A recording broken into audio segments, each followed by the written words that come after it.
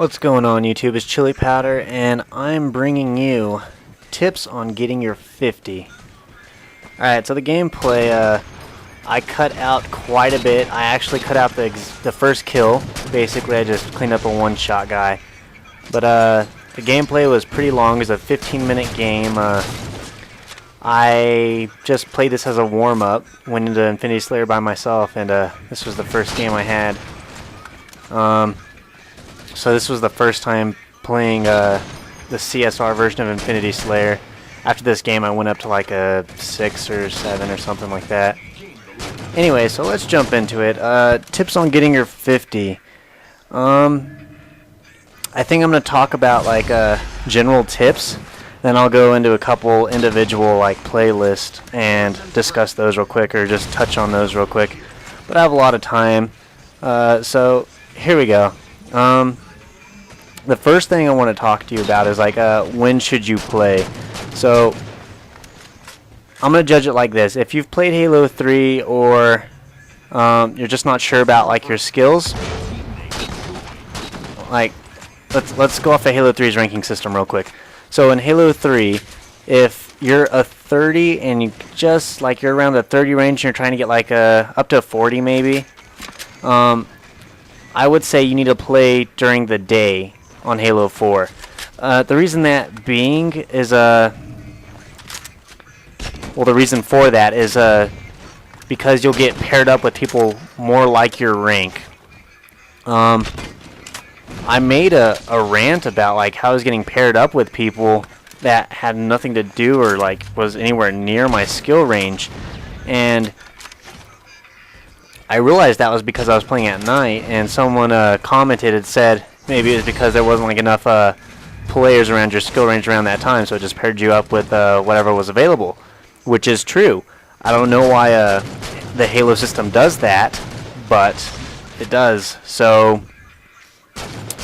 if you want to get paired up with people closer to your skill level, which is going to help you in the long run, like if you're an average player trying to just go up, you know, a couple levels, try to get the next 10, you know, the next marker, then I would suggest playing during the day so you get paired up with people closer to your skill level.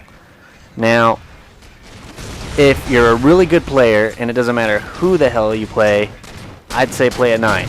Your best bet's at night. There's about 200 people in the smaller playlist, so you'll get paired up with one person your skill level range, and then like a variety of players with different skill ranges. So if you're a good player, I would play at night, pretty late at night if you can.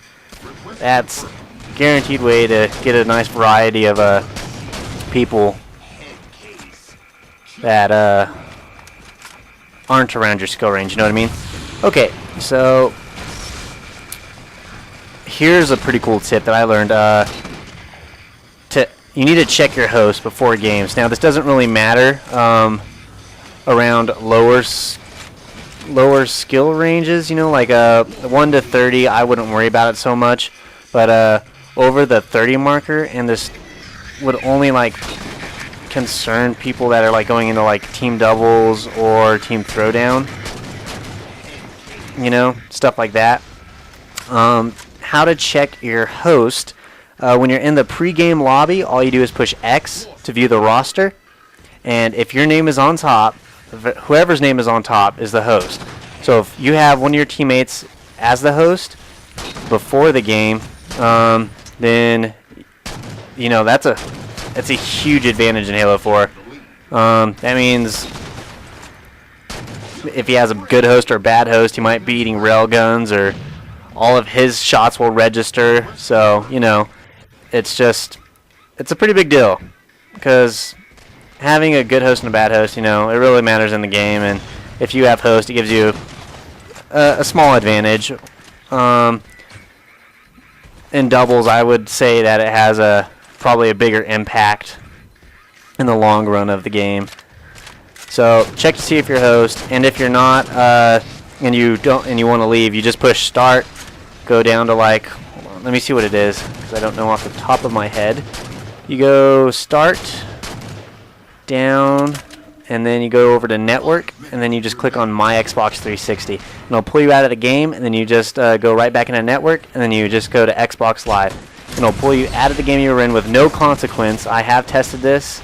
It doesn't like count you as a loss or bring you down in your CSR, so you don't need to worry about that. So if you're not host, you can just back out.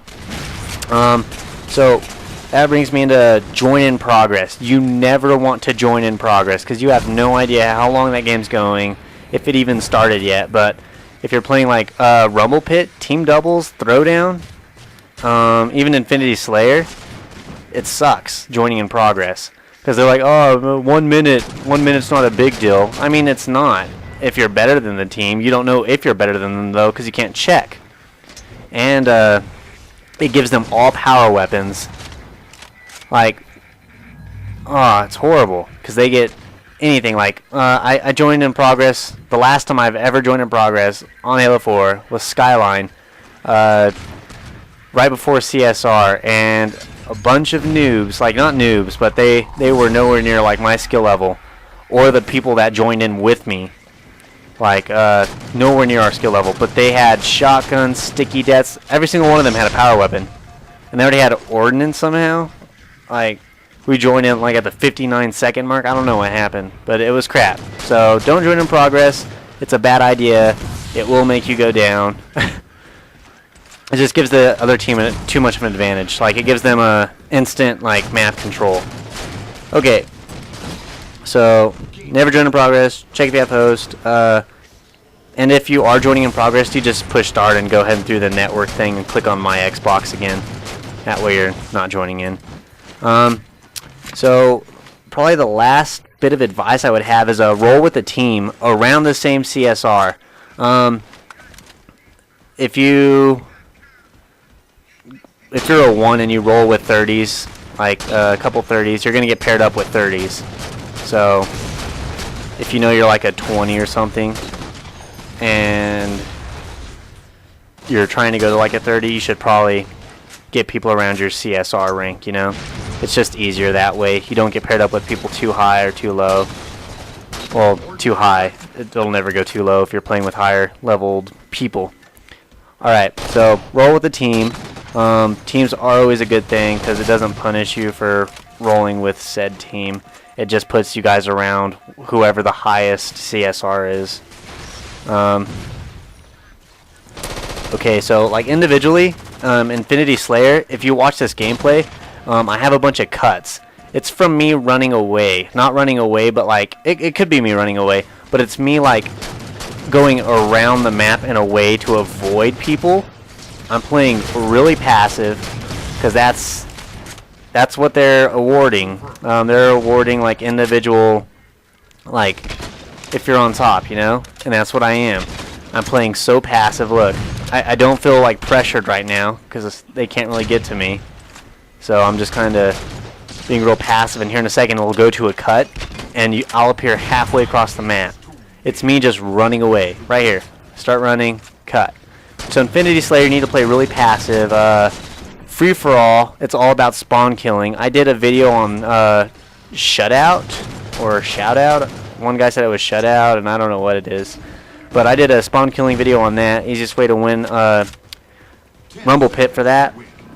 And for Regicide, it's all about like getting the late king, like 225 to 250. If you get that late king, you have a pretty good chance of winning. I'm Chili Powder, guys. That was tips on how to get a 50. Like, subscribe. I'm out.